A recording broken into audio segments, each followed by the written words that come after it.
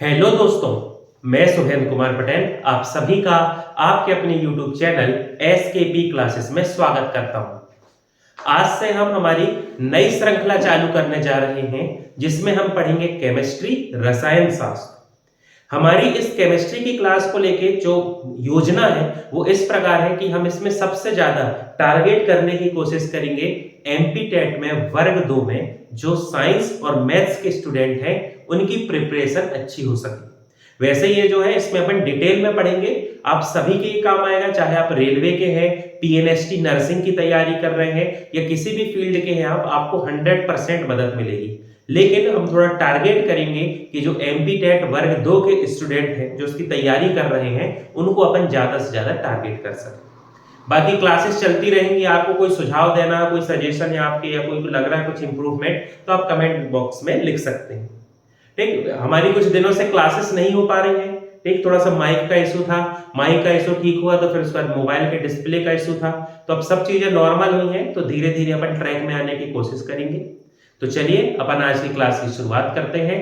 तो आज से हम नई कहानी शुरू करने जा रहे हैं जिसे अपन कहते हैं केमिस्ट्री, या इसे हिंदी में कहा जाता है रसायन शास्त्र। केमिस्ट्री या रसायन शास्त्र। अब ऐसा है नहीं कि केमिस्ट्री शब्द आप लोगों के लिए नया हो, पढ़ते ही आए होंगे। चलिए अपन इसकी शुरुआत करें। यदि बात की जाए केमिस्ट्री की तो सबसे शुरुआती अवस्था में कहा जाता था स्टडी ऑफ केमिकल्स, मतलब विज्ञान की वह शाखा जिसमें रसायनों का अध्ययन किया जाता है उसे कहा जाता है केमिस्ट्री। रसायनों का अध्ययन, कोई बुराई नहीं है, ठीक है, कह सकते हो आप। केमिस्ट्री मतलब केमिकल, रसायन, रसायन या रस जो टर्म है ना वो केमिकल्स के लिए यूज होता है ना। अब यदि बात करें तो फिर धीरे धीरे चीजें इंप्रूव होती गई। ऐसा तो है नहीं कि सिर्फ अपन केमिकल पढ़ रहे हैं। फिर बात यह आ जाएगी कि भैया केमिकल कैसे बना, कैसे केमिकल बन पाया, कैसे केमिकल पढ़ रहे हैं, तो वो सब चीजें धीरे धीरे अलग होती गई। तो यदि वर्तमान स्थिति में अपन बात करें तो केमिस्ट्री या रसायन शास्त्र का मतलब होता है विज्ञान की वह शाखा जिसमें हम किसी पदार्थ, मैटर, सब्सटेंस या अपन इसे कहेंगे पदार्थ, जब हम किसी पदार्थ की संरचना बोले तो स्ट्रक्चर,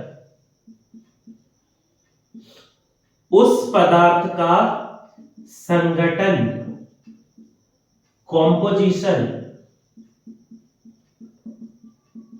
या उस पदार्थ का अन्य के साथ, अन्य किसी सब्सटेंस के साथ अभिक्रिया, रिएक्शन,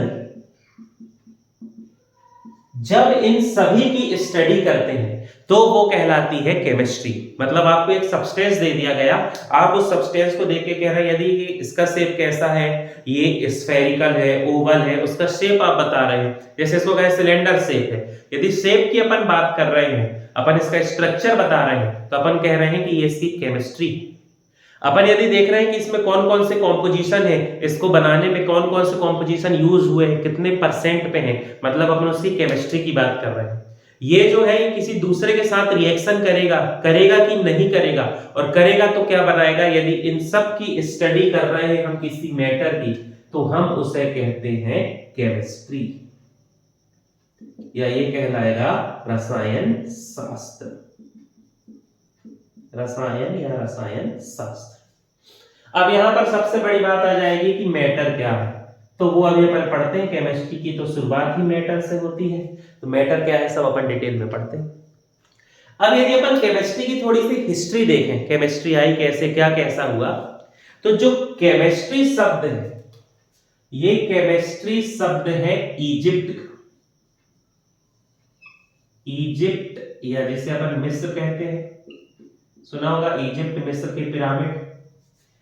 इजिप्ट में एक टर्म यूज होता है केमिया। केमिया, इजिप्ट में केमिया का मतलब होता है काली मिट्टी। इजिप्ट में जो काली मिट्टी थी, वहां पर जो अलग अलग टाइप की मिट्टी थी, उसमें से काली मिट्टी की स्टडी की गई। सबसे पहले उस पर इंटरेस्ट लिया गया कि ये काली क्यों है, क्या इसकी कहानी है। जब इसकी स्टडी की गई तो देखा गया कि इस काली मिट्टी में बहुत सारे खनिज या मिनरल्स हैं। तो खनिज मिनरल्स है, वहां से फिर लोगों में क्यूरियोसिटी जागी, जिज्ञासा जागी। फिर वहां से धीरे धीरे धीरे धीरे आगे साइंस बढ़ता गया।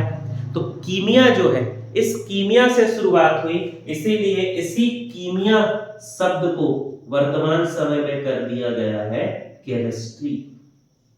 कीमिया से आया है इजिप्ट, है ना। यदि अपन बायोलॉजी की बात करें तो बायोलॉजी में बहुत सारी चीज जो है ग्रीक है ना। यहाँ पर ज्यादातर चीजें जो है वो इजिप्ट, मिस्र से आई हैं।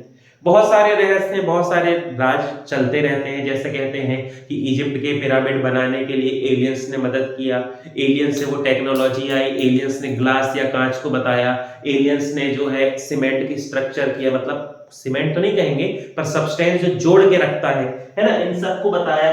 अब ये सब तो कैसी कहानी है तो अपन नहीं कह सकते, लेकिन इसी लॉजिक से इजिप्ट से कीमिया आया, जिसे अपन क्या कहते हैं, केमिस्ट्री।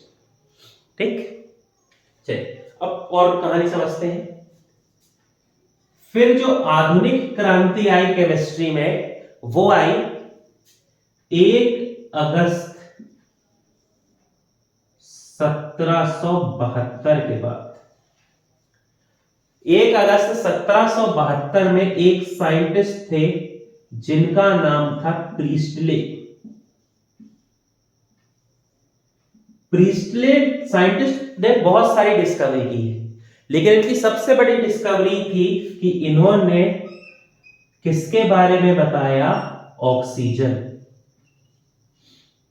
ऑक्सीजन गैस के बारे में बताया सबसे पहले प्रीस्टले ने। डिस्कवरी कहना तो उतना सही होगा नहीं, क्योंकि ऑक्सीजन तो पहले से ही एटमॉस्फेयर में थी। ऐसा तो था नहीं कि प्रीस्टले ने बताया तो वो एटमॉस्फेयर में आई, वो तो पहले से ही थे। लेकिन हाँ, जो उसको अपन कह सकते हैं उसकी अपीयरेंस या उसकी अवेलेबिलिटी के बारे में जो सबसे पहले बताया, वो साइंटिस्ट थे प्रीस्टले। प्रीस्टले ने कहा कि ऑक्सीजन जो है लिविंग्स के लिए बहुत जरूरी है। ये सब कुछ बेसिक कैरेक्टर बताए, लेकिन बहुत ज्यादा कुछ डिटेल नहीं बताया इन्होंने। फिर इसमें इस ऑक्सीजन की डिस्कवरी से फिर कहानी आगे बढ़ी। एक साइंटिस्ट आए जिनका नाम है एंटोनी लेवॉइजर। ये टर्म सुना सुना लग रहा होगा जो केमिस्ट्री के फील्ड से जुड़े हुए हैं। एंटोनी लेवॉइजर ये पहले साइंटिस्ट थे जिन्होंने बताया कि ऑक्सीजन गैस जलने में मदद करती है। ऑक्सीजन गैस जो है ये कंबक्शन, या जिसे अपन कहते हैं दहन, जलना, कंबक्शन में क्या करती है, हेल्प करती है। हिंदी में लिख दे रहा हूं मैं, समझ जा रहा, दहन, जलने में मदद करती है।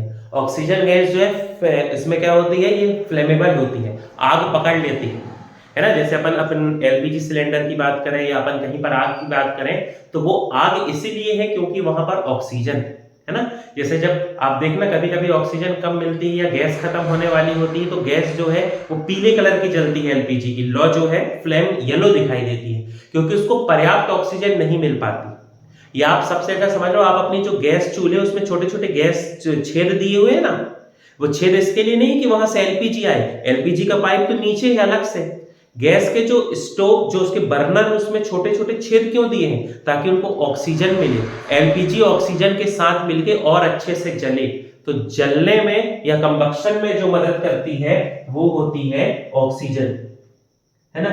ऑक्सीजन कंबक्शन में मदद करती है। ये बताया था हमें एंटोनी लेवॉइजर। फिर लेवॉइजर ही पहले साइंटिस्ट थे जिन्होंने कहा कि ऑक्सीजन, और साथ ही साथ इन्होंने हाइड्रोजन का भी बताया था। ऑक्सीजन और हाइड्रोजन दोनों एलिमेंट या तत्व हैं। देख समझ सकते हैं आप कितने महत्वपूर्ण काम किए। ऑक्सीजन की खोज तो प्रीस्टले ने कर दी, और प्रीस्टले ने यह बता दिया कि एनिमल्स के लिए या लिविंग्स के लिए ऑक्सीजन जरूरी है, पर इससे ज्यादा वो कुछ नहीं बता पाया। इससे आगे की जानकारी की जलने में मदद करता है, कंबक्शन में हेल्प करता है। ये जो है एक एलिमेंट है, तत्व है, इन सब के बारे में बताया था लेवोइजर ने। यही कारण है कि आपने सुना होगा लेवोइजर, एंटोनी लेवोइजर को कहा जाता है फादर ऑफ केमिस्ट्री। इन्हें कहा जाता है रसायन शास्त्र का जनक, फादर ऑफ केमिस्ट्री, है ना। ऐसे कहते हैं मिड 18 में इन्होंने ये सब बताया था।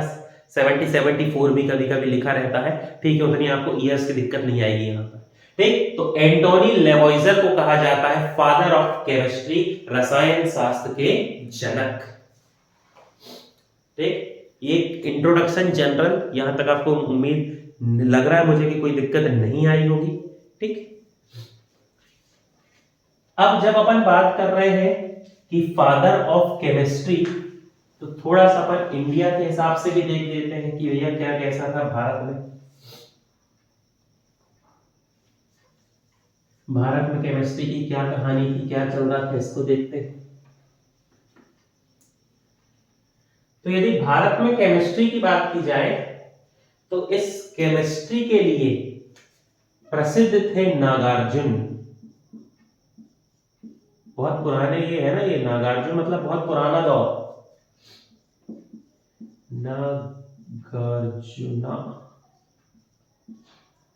नागार्जुन की एक बुक आई थी जिसे कहा जाता है रस रत्नावली। नाम याद रखेंगे, ये सब चीजें आजकल आपको पता है, थोड़ा सा पेपर ऊट पटांग बनता है, ये सब ज्यादा आते हैं। तो नागार्जुन की जो बुक है उस बुक का नाम था रस रत्नावली। रस से यहां पर मतलब है रसायन, केमिकल। इस रस रत्नावली की विशेषता ये थी कि इसमें इन्होंने बहुत सारे केमिकल्स या रसायन के बारे में बताया। अलग अलग केमिकल के बारे में बताया कि कोई जो मेटल या धातु है वो काली क्यों हो जाती है, किसी मेटल में रिएक्शन होता है तो उसका कलर क्यों बदल जाता है, आसपास जो हम देख रहे हैं उसमें चेंज क्यों आता है। तो उस बारे में अलग अलग केमिकल को इन्होंने बताया था। लेकिन एक जो इनका सबसे चर्चा का विषय था, इन्होंने रस रत्नावली में बताया था H2SO4। फॉर्मूला नहीं आया था उस समय, वो तो आपके थोड़ा सा समझ सके आप इसलिए कह रहा हूं मैं, है ना। इन्होंने किसके बारे में बताया था, इन्होंने बताया था सल्फ्यूरिक एसिड,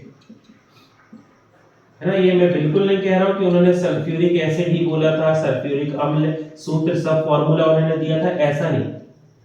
लेकिन उन्होंने जो बताया था अपने हिसाब से, जो भी वहां पर प्रॉपर्टीज लिखी हो, जो भी उन्होंने कहा हो, जब वर्तमान समय में उस प्रॉपर्टी को मिलाते हैं तो वो प्रॉपर्टी जो है सल्फ्यूरिक एसिड से मिलती है। इसीलिए अपन ये कह रहे हैं कि उन्होंने अपनी बुक में सल्फ्यूरिक एसिड के बारे में बताया। आप इसको गलत डायरेक्शन में लॉजिक नहीं लगाने लगना कि यार उतने समय सल्फ्यूरिक एसिड आ गया था क्या, H2SO4 पता था क्या।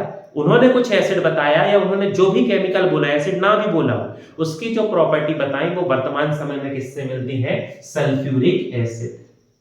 तो काफी कुछ वो जिज्ञासा हो गई उसमें, क्या बताओ कोई था जो इतने समय पहले इन सब एसिड के बारे में बताता था।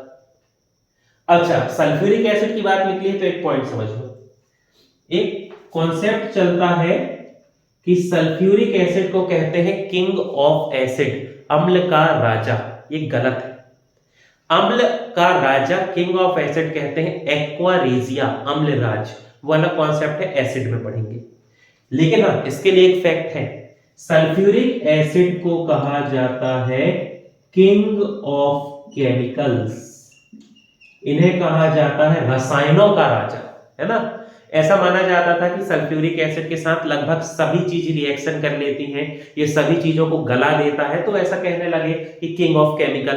अब तो कंडीशन बदल गई है, गोल्ड, सिल्वर, प्लेटिनम, टाइटेनियम ये तो नहीं करते रिएक्शन, लेकिन हाँ उस समय के हिसाब से मेजर चीजें जो थी वो रिएक्ट करती थी, और अभी भी मेजर चीज सल्फ्यूरिक एसिड में रिएक्ट करेंगे।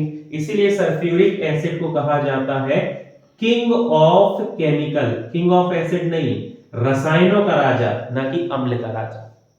इस रसायन के राजा के बारे में किसने बताया था, नागार्जुन ने। उनकी किताब का क्या नाम था, रस रत्नावली। अब बहुत पुराने साइंटिस्ट हैं, ऐसा कुछ रिटर्न डेटा तो है नहीं कि क्या कैसे कहते थे, लेकिन हाँ कभी कभी लिखा रहता है। जैसे आप थोड़ा मॉक टेस्ट लगाते हैं ना, जो ऐप आते हैं उनमें आपको पूछेगा कि भारत में रस विद्या का जनक किसे कहा जाता है, who is known as the father of chemical science in India. तो उस कंडीशन में आपको ऑप्शन देख लेना है नागार्जुन। कंफ्यूज नहीं होना, ऑप्शन ऐसे आएंगे आप समझ जाओगे कि वो पुराने वाला पूछ रहा है नया वाले में, है ना। तो father of chemical science in India is Nagarjun. ठीक, ये कहानी हो गई। अब आगे बढ़ते हैं। अब यदि अपन बात करें थोड़ी आधुनिक समय की, मॉडर्न टाइम की बात करते हैं, ये तो काफी पुरानी बात हो गई।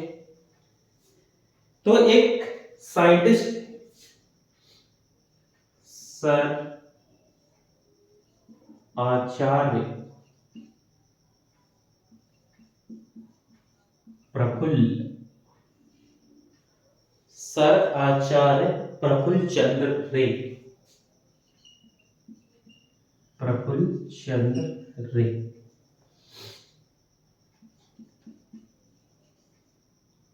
प्रफुल्ल चंद्र रे, ये जो है ये अपने बहुत सारी डिस्कवरी के लिए जाने जाते हैं। ये केमिस्ट थे, इन्होंने काफी अलग अलग टाइप के केमिकल्स जो है बनाए। जैसे सबसे ज्यादा इनको पहचाना गया जब इन्होंने खोज की, डिस्कवरी की अमोनियम नाइट्रेट की। इन्होंने बनाया अमोनियम नाइट्रेट। बनाए तो बहुत सारे, पर यहां से इनको पहचान मिली थी, तो अपन ऐसा लिख लेते हैं कि ये अमोनियम नाइट्रेट। ठीक, अब अलग अलग समय पे अलग अलग इन्होंने काम, जैसे इन्होंने क्या कहते हैं अपन, सिंदूर जिसको अपन कहते हैं, उसके भी कुछ कैरेक्टरिस्टिक्स बताए थे। फिर इन्होंने मरकरी के बारे में भी कुछ बताया था, लेकिन जो ज्यादा अच्छी पहचान मिली थी वो अमोनियम नाइट्रेट। अब ये जो प्रफुल्ल चंद्र रे हैं, इन्होंने सबसे पहले जागरूकता लाने की कोशिश की। केमिकल बना लेते थे, केमिस्ट थे, अच्छी खासी पकड़ थी साइंस में, अलग अलग केमिकल बनाते थे। तो इनका उद्देश्य था कि क्यों ना देश में ऐसी जागरूकता फैला दी जाए कि आदमी सेल्फ मतलब क्या हो जाए, वो खुद को कंट्रोल कर सके, कि भैया उसको कोई बीमारी ना हो, किसी प्रकार का इन्फेक्शन ना हो। वो मतलब ऐसा तो नहीं था कि अब डॉक्टर बन जाए, लेकिन हाँ इतने बेसिक प्रिकॉशन जाने कि वो खुद को ठीक रख सके। तो इसके लिए ये अलग अलग समय पे जागरूकता चलाते थे, अवेयरनेस करते थे। कभी ये खुद डॉक्टर जैसे चले गए ट्रीटमेंट करने, उपचार करने, लोगों को अलग अलग चीज समझाने लगे, बताने लगे। फिर कुछ समय बाद इनको लगा कि यार ऐसा तो एक एक दो दो जगह जाके पॉसिबल नहीं है करना। तो ये सबसे पहले व्यक्ति थे जिन्होंने भारत की सबसे पहली फार्मास्यूटिकल कंपनी बताई, सबसे पहली कंपनी बनाई जो ड्रग्स दवाइयां बनाती थी। आज के समय में भारत में तो कह ही नहीं सकते आप, 4-4.5 हजार कंपनियां हैं जो क्या करती हैं, दवाई बनाती हैं। बहुत सारे के नाम आप भी जानते होंगे, जैसे सिप्ला का नाम आप सुनते होंगे, ल्यूपिन सुनते होंगे, है ना, एल्किन सुने होगा आपने, अलग अलग नाम हर किसी ने सुना होगा, ग्लेनमार्क सुना होगा, सनोफी, इवेंटिस, सन फार्मा, ये सब कंपनी है। ऐसी बहुत सारी 4-4.5 हजार कंपनियां हैं, लेकिन जो भारत की पहली फार्मास्यूटिकल कंपनी थी ना, वो इन्हीं ने बनाई थी, सर आचार्य प्रफुल्ल चंद्र रे। ठीक, ये पॉइंट बहुत अच्छे से याद रखना। भारत की पहली फार्मास्यूटिकल जो फैक्ट्री है उसकी शुरुआत इन्होंने ही की। अभी भी है ये, ऐसा नहीं है, हालांकि शायद नाम से ना पहचान पाओ, लेकिन फिर भी पहचान जाओगे, शायद कुछ लोग जानते हैं। इन्होंने अपनी एक इंडस्ट्री बनाई छोटे स्तर पे, कि ज्यादा से ज्यादा यहाँ पर बनने वाला जो सामान है इसको दूर दूर तक सप्लाई किया जा सके। तो जो पहली फार्मास्यूटिकल कंपनी थी उसका नाम है बंगाल फार्मास्यूटिकल लिमिटेड। ये बंगाल फार्मास्यूटिकल लिमिटेड जब शुरुआत में इनकी चालू हुई थी तो बंगाल केमिकल्स नाम था, है ना। जब प्रफुल्ल चंद्र रे ने चालू किया था तब इस कंपनी का नाम था बंगाल केमिकल्स। लेकिन एट प्रेजेंट जो है इस कंपनी का नाम है बंगाल फार्मास्यूटिकल्स लिमिटेड, भारत की पहली फार्मास्यूटिकल कंपनी। ठीक है, वैसे कोई प्रसिद्ध कोई दवाई का नाम ऐसे तो मेरे को मालूम नहीं कि मैं आपको बताऊं, लेकिन हाँ ठीक है, आप अपने नॉलेज के लिए याद रखें। तो पहले साइंटिस्ट थे जिन्होंने भारत में इतनी बड़ी क्रांति लाई। आप समझ सकते हैं आज की स्थिति में भारत वैसे इतना बड़ा हब है ना। भारत की जो जलवायु है ना, जो अपना अपन कहेंगे अपना जो क्लाइमेट है, जलवायु है, अपनी जो भौगोलिक स्थिति है, ज्योग्राफिकल जो अपनी पोजीशन है कि अपन इक्वेटर भूमध्य रेखा के पास है, भूमध्य रेखा से बहुत पास भी नहीं है, तो अपने यहाँ जो टेम्परेचर है बहुत फेवरेबल होता है, टेम्परेचर बहुत अच्छा होता है, ठंड गर्मी बरसात सभी पड़ती है। अब तो आजकल चेंज हो गई हैं, चीजें बदल गई, वो एक अलग बात है ग्लोबल वार्मिंग कारण, लेकिन बाकी ठंड गर्मी बरसात सब पड़ता है। तो इस वजह से क्या होगा, एक अच्छे क्लाइमेट या कंडीशन मिलने के कारण अपन ऑलरेडी एक हब है कि अपने पास बहुत सारे ड्रग्स हैं। जैसे अपन ही ने बताया कि तुलसी जो है बहुत अच्छी दवा है, हल्दी बहुत अच्छी दवा है, नीम अच्छी दवा है, और ये सब अपने यहाँ बहुत होते हैं, है ना, क्योंकि अपनी जलवायु ऐसी। साथ ही साथ बहुत पुराने समय में देखो संजीवनी बूटी आपने सुना होगा, ठीक, वो एक शैवाल है, एल्गी है, ठीक, अपन आगे पढ़ेंगे। वो शैवाल एल्गी का एक टाइप है, उसको जो था है ना ढूंढा था हनुमान जी ने। तो ये सब तो क्लाइमेट अपना हमेशा ही से अच्छा रहा है, बस उसको एक अच्छा डायरेक्शन देना, इंडस्ट्री बनाना, ये सबसे बड़ी क्रांति लाए थे प्रफुल्ल चंद्र रे। इन्हीं कारण से इन्हें कहा जाता है भारत में भारत का रस विज्ञान या रसायन शास्त्र का जनक, रसायन शास्त्र का जनक, father of chemistry in India. ये कौन कहलाएंगे, सर आचार्य प्रफुल्ल चंद्र रे। ठीक, नॉर्मल बेसिक जानकारी इनके लिए जितनी जरूरी थी वो सब हो गई। बहुत ऐसा आपका इंटरेस्ट हो तो आप नेट पे जाके सर्च करके पढ़ सकते हैं, बाकी बहुत जरूरत है, इतनी जानकारी पर्याप्त है पेपर के हिसाब से भी और आपको थोड़ा सा अवेयर रहने के हिसाब से। ठीक, तो ये जो है ये एक जनरल इंट्रोडक्शन हो गया केमिस्ट्री का कि क्या कैसी कहानी है, दुनिया का क्या योगदान था, भारत का क्या योगदान है, कैसा क्या है, ये सबको अपन ने यहाँ पर डिस्कस किया। ठीक, अब यदि अपन बात करते हैं केमिस्ट्री की, तो केमिस्ट्री की जो सबसे जरूरी चीज जहां से शुरुआत हुई है उसे अपन कहते हैं मैटर। आप सब्सटेंस भी कह सकते हैं, कोई बुराई नहीं है। हिंदी में इसे अपन कहते हैं पदार्थ। ठीक, जैसे बायोलॉजी जीव विज्ञान की शुरुआत कोशिका से ही है, जैसे फिजिक्स की शुरुआत यूनिट से है ना, वेक्टर क्वांटिटी स्केलर क्वांटिटीज से है, वैसे ही केमिस्ट्री की शुरुआत है किससे, मैटर, सब्सटेंस। अब पदार्थ किसे कहते हैं ये किसी के लिए नया नहीं है, दो चीज आपके मुंह से अभी निकल जाएगा कि हर वह वस्तु जो स्थान घेरती है, हर वह वस्तु जो क्या करती है, स्थान घेरती है, स्पेस ऑक्यूपाई करती है,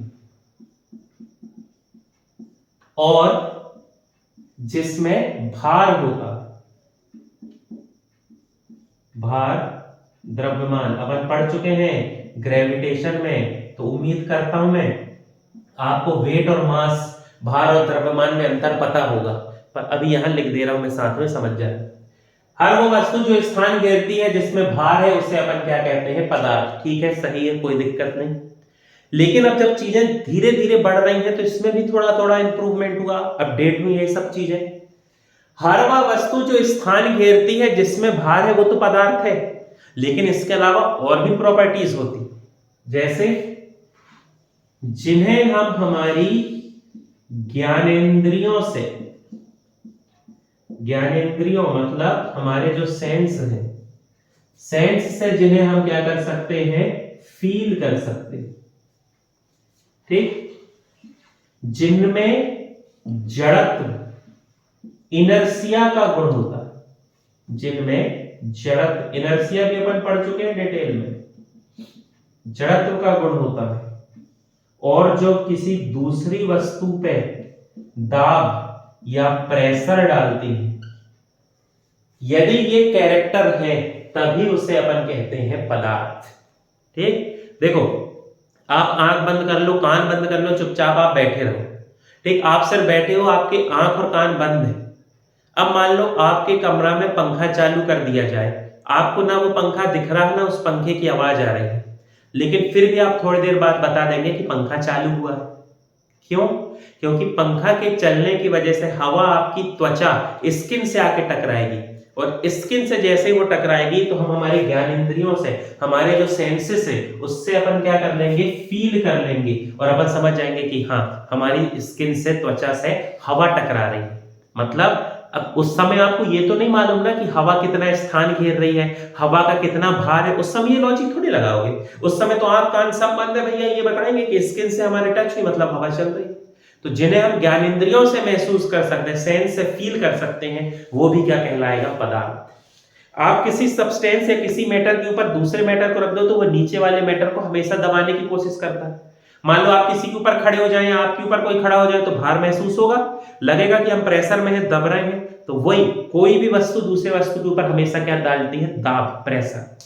और इनर्शिया तो अपन पढ़ चुके हैं, यदि कोई वस्तु विराम अवस्था में है, रेस्ट में है, तो वो रेस्ट में ही रहेगी, विराम में रहेगी। यदि कोई वस्तु गति कर रही है तो वो गति ही करेगी जब तक उस पर कोई एक्सटर्नल फोर्स या बाह्य बल ना लगाया जाए। तो ये सब कैरेक्टर जिनके पास है पूरे ये होना चाहिए। यदि ये कैरेक्टर है तो आप उसे कहेंगे पदार्थ या उसे आप कहेंगे मैटर।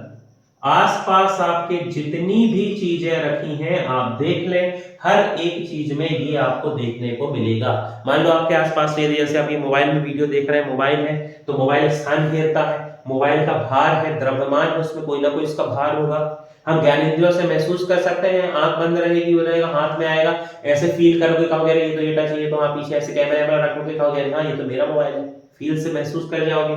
जड़ इनर्शिया है, मोबाइल को आप रख दो तो अपने आप कभी नहीं भागेगा, है ना, रखा ही रहेगा। और दाब या प्रेशर है, किसी चीज के ऊपर डालो तो उसके ऊपर वो रखोगे तो उसके ऊपर प्रेशर बनाए। जैसे कागज जुड़ रहा है, कागज के ऊपर मोबाइल रख लो, कागज जुड़ना बंद हो जाएगा। तो ये जो कैरेक्टर है उसी को अपन क्या कहते हैं, मैटर, या वो ही क्या कहलाते हैं, पदार्थ। ठीक, चलिए अब अपन आगे बढ़ते हैं।